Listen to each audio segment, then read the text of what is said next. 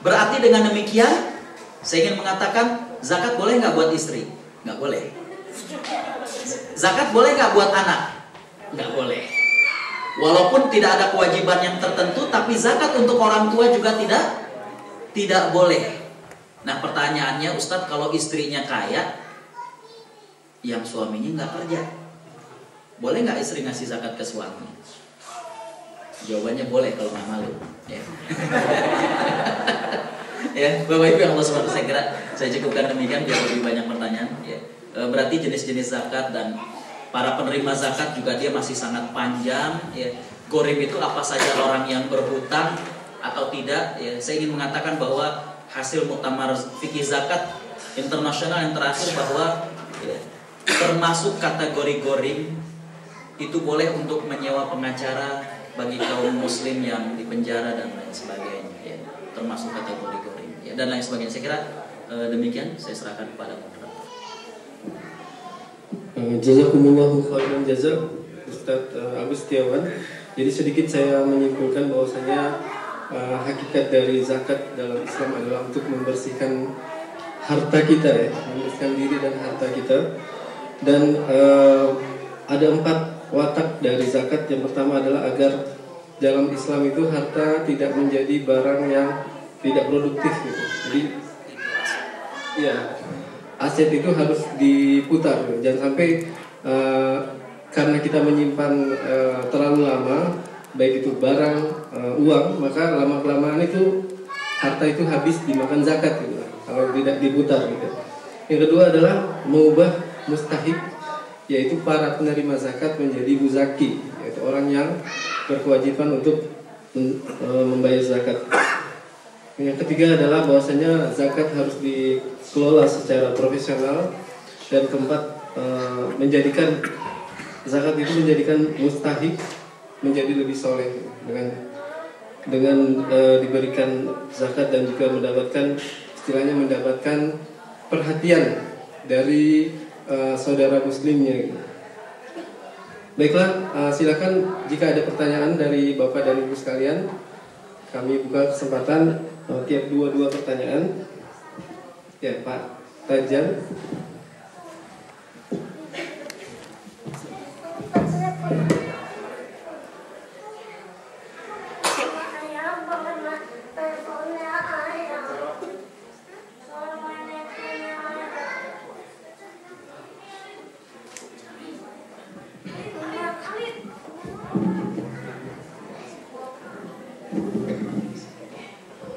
Assalamualaikum warahmatullahi wabarakatuh. Tadi jelas sekali ya tentang zakat, cuman saya ingin bertanya, bagaimana kalau misalnya zakat kemudian saya kasihkan seseorang untuk diputar misalnya bengkel, ya, supaya bisa merekrut penganggur itu supaya bisa kerja di bengkel tadi. Nah, pertanyaan saya adalah bagaimana status bengkel tadi, kemudian bagaimana kalau bangkrut? Itu saya kira. Terima kasih. Assalamualaikum warahmatullahi wabarakatuh.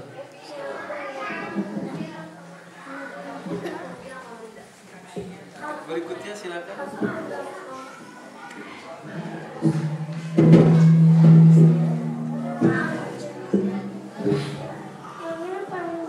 Silakan.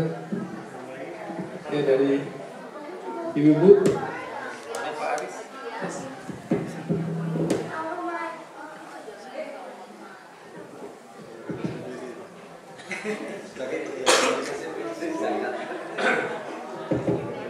Ini tidak ada kaitannya dengan langsung dengan zakat.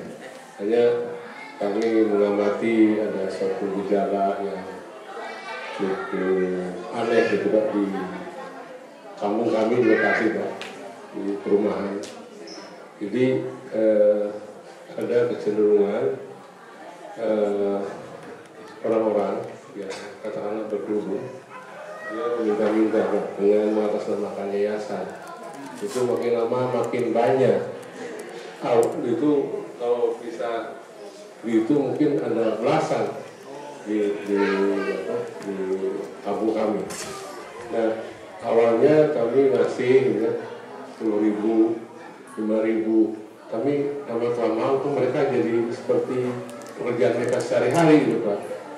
Lama-lama kami juga enggan untuk memberikan ke mereka. Nah, kami mendengar juga dari media massa, dari TV, ternyata mereka itu sebagian ada pengolahnya gitu, terorganisir di sebuah tempat di Jakarta. Nah, ada dua pertanyaan Pak. Apa yang perlu kita sikap apa yang perlu kita ambil ketika mereka meminta kita? Nah itu minta itu tidak bisa di mana aja. Kadang-kadang sehari bisa 3-4 kali Pak. Setiap ketemu minta, itu minta. Kemudian yang kedua, kalau memang ini merupakan suatu upaya terorganisir oleh kelompok tertentu, kira-kira apa yang telah dilakukan oleh katakanlah para pakar kita di bidang ini? Terima kasih Pak.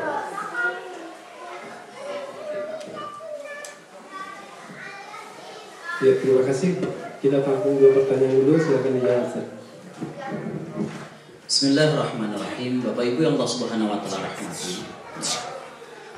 Yang menarik pertanyaan dari bapak-bapak kita ini ya. Yang pertama berkaitan dengan zakat diberikan kepada bengkel di mana ada para pekerjanya ya. Kemudian Bapak Ibu yang Allah Subhanahu wa taala rahmati ya, maka kemudian bengkelnya bangkrut ya.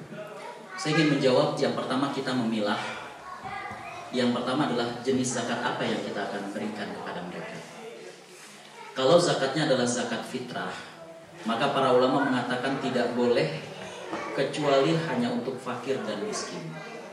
Sampai untuk amil, beberapa ulama mengatakan bukan dari zakat fitrah. Karena dari hadisnya lebih khusus agar menjadikan orang miskin pada hari raya itu merasa kaya, bukan jadi kaya saya katakan. Liyashkur an yaghni. Dia merasa kaya, artinya cukup buat dia hari itu. Inilah yang menjadikan Imam Abu Hanifah satu-satunya imam dari 4 mazhab yang menyatakan zakat fitrah boleh dengan nilai. Ini mohon maaf walaupun kita mazhabnya Imam Syafi'i, tapi dalam zakat kita ngikut mazhab Imam Abu Hanifah ternyata. Ya. Makanya di Malaysia sempat ada seminar tentang seberapa peratus sekarang pandangan Imam Syafi'i yang dipakai. Karena ternyata dalam ibadah, dalam muamalah sudah tidak Imam Syafi'i lagi. Baik, kembali bahwa karena Imam Abu Hanifah berpandangan kalau semuanya ngasih beras, siapa yang nanti ngasih dagingnya? Tetap mereka akan meminta-minta pada hari itu. Makanya beliau berpikiran boleh dengan nilai. Nah, kembali bahwa jenis zakat apa? Kalau zakat fitrah tidak boleh. Oh, baik, confirm berarti ini misalnya selain zakat fitrah Ustaz. Berarti pertanyaan yang kedua, ya, mereka termasuk asnaf yang mana? Dari 8. Mereka termasuk satu dari 8 golongan yang mana? Ya. Jelas, amil bukan. Ya. Anggaplah Ustaz mereka ini orang miskin. Ya. Nah, Bapak Ibu yang Allah Subhanahu wa taala rahmati. Para ulama telah membahas satu masalah, yaitu bolehkah uang zakat diinvestasi? Bisa dipahami ya? Jadi misalnya Basnas mengumpulkan uang, kemudian diinvestasi nih, dijadikan ditanam menjadi modal. Ya, kan hampir mirip dengan itu. Ya, hampir mirip dengan pertanyaan Bapak, ditaruh bengkel, ternyata bengkelnya bangkrut. Ya. Bapak Ibu yang Allah Subhanahu wa taala rahmati, para ulama mengatakan bahwa perolehan zakat boleh diinvestasi dengan syarat. Pertama, ya, kebutuhan dasar fakir dan miskin. Karena dari 8 itu sebenarnya banyak diutamakannya fakir miskin, itu sudah terpenuhi. Artinya, orang yang kerja di bengkel tersebut yang mereka adalah fakir dan miskin, mestinya kebutuhan dasarnya itu sudah kita kasih. Artinya jangan semuanya dijadikan modal bengkel. Misalnya dari zakat harta kita, karena misalnya di Austria ya, dengan nilai tukar yang sangat jauh ini ya, ternyata zakat harta kita sampai jutaan misalnya. Minimal ada yang diberikan secara cash kepada mereka, tidak semuanya menjadi modal kepada bengkel. Yang ketiga, bolehnya uang zakat diinvestasi adalah setelah dikaji oleh para ekonom bahwa memang ini kecil kemungkinan akan rugi. Kalau tidak, itu kan mestinya hak mereka. Mestinya kan hak mereka. Tapi kalau memang sudah dikaji, atau bahkan mereka sudah dikasih tahu ya, mereka misalnya kerja di bengkel itu ada 3, Mas, ini ada transfer dari Wina ya, uang zakat ya, yang mestinya buat Mas masing-masing dapat 1 juta, tapi mohon kesediaannya Mas hanya dapat 100.000, 100.000, 100.000, 900-nya kita jadikan modal. Ternyata rugi, itu berarti di luar dari kuasa manusia. Ya, wallahu a'lam. Yang selanjutnya adalah ini yang menarik ya, meminta-minta menjadi profesi. Ya. Saya katakan di poin yang keempat, kita memang ingin mendidik mereka, ingin menjadi orang yang soleh. Ya. Sehingga ketika kita berikan itu betul-betul tepat sasaran. Bapak Ibu yang Allah Subhanahu Wa Taala rahmati, apa yang perlu kita sikapi dengan kondisi seperti ini? Yang pertama sekali adalah bahwa ketika kita sendiri sudah tidak nyaman, apalagi kata Pak Aris tadi, ternyata kalau udah kita kasih, itu kok kayak ngasih tahu ke temannya ada yang lain. Ya. Bahkan tadi kata Pak Aris tuh bisa 3 kali kayak orang minum obat berarti Pak ya. Pagi siang sore gitu ya datang gitu kan. Ya. Baik, Bapak Ibu Allah Subhanahu Wa Taala rahmati, tentunya kalau kita sendiri sudah tidak nyaman, ini kadang yang membuat kita ragu itu ketika kita diceritakan Nabi itu kalau ada yang minta tidak pernah menolak. Itu kadang suka bertentangan, gimana Ustaz dengan hadis itu? Ya karena para sahabat yang minta betul-betul memang butuh gitu ya, betul-betul perlu. Kalau ini kan jadi kembali, kalau memang kita tidak nyaman ya, mohon maaf, kalau saya dengan istri punya kebiasaan, kalau kita sendiri tidak nyaman, saya hanya mendoakan. Itu saya pernah tinggal di Malaysia. Itu kita biasa ngajar di daerah Setiawangsa Datuk. Ya. Naik LRT kalau di Malaysia itu ketika kita keluar dari stasiun LRT tersebut kalau di Malaysia, itu ada orang minta-minta gitu. Ada obat, ada resep gitu ya. Kemudian sambil begini. Awalnya saya kasih. Saya tanya ini untuk apa? Buat beli obat katanya. Besokannya saya ngajar lagi kan. Saya bilang, uang yang kemarin sudah dibeli belum? Saya bilang. Dia diam. Mana yang ini? Ya. Nah, ketika dia tidak menjawab dan besokannya masih tetap ada, setiap lewat ya saya hanya mendoakan. Ya Allah, semoga Allah memberikan hidayah. Semoga Allah memberikan rezeki dan gitu aja. Ya. Karena Al-Quran mengatakan qaulun ma'ruf khairun min shadaqatin yatba'uha adza. Perkataan yang baik lebih baik daripada sedekah yang diikuti dengan kata-kata yang menyakitkan. Kita ngasih masih muda, bukan kerja. Mendingan kita doain.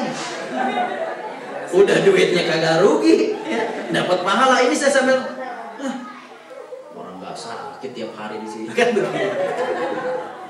Ya, jadi sikap kita ya begitu aja Pak. Gitu ya. Kita doain aja. Gitu. Semoga Allah memberikan hidayah, dibuka pintunya, ya. Dibuka mata batinnya agar tidak seperti itu lagi dan lain sebagainya. Apa yang sudah dilakukan oleh para pakar, Bapak Ibu Allah Subhanahu Wa Taala rahmati, kita sudah meng-approach kepada para pemerintah daerah untuk mengeluarkan himbauan. Bahkan kalau Bapak ke Jogja, ya, itu sampai ada perda dan juga apa namanya itu ini kan di signboard bukan signboard di igniannya besar-besaran bahwa itu dilarang memberikan kepada mereka yang meminta-minta di jalan. Bahkan ada kata-kata yang namanya peduli bukan berarti memberi di jalanan. Itu ada ininya tuh begitu. Ya. Jadi artinya bahwa justru sayangnya kita tidak membiarkan mereka itu terlena. Kalaupun mereka betul-betul tidak diorganisir, tapi dengan cara seperti itu akhirnya memanjakan mereka.